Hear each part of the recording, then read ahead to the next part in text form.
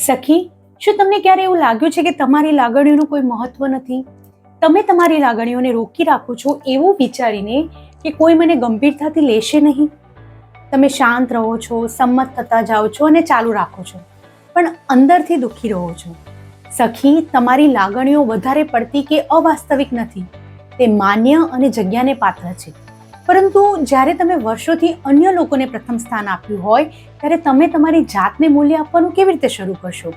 તેથી જ મેં એક માર્ગદર્શિકા બનાવી છે, મધ્ય જીવનમાં તમારા સ્વમૂલ્યને પાછું મેળવવાની 5 સરળ રીતોની, જ્યાં તમે શોધી શકશો અદૃશ્ય લાગવાનું બંધ કેવી રીતે કરવું, તમારા અવાજને સાંભળવા યોગ્ય કેવી રીતે બનાવવો, તમારા આત્મવિશ્વાસને ફરીથી બનાવવા માટેની સરળ દૈનિક ટેવો, દોષ વિના સીમાઓ નક્કી કેવી રીતે કરવી અને ડર વિના તમારી લાગણીઓ વ્યક્ત કરવાની રીતે.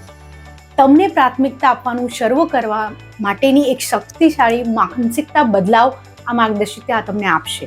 તો સખી, તમારી લાગણીઓ મહત્વપૂર્ણ છે, તમારો અવાજ મહત્વપૂર્ણ છે, તમારી શક્તિને પાછો લાવવાનો સમય થઈ ગયો છે.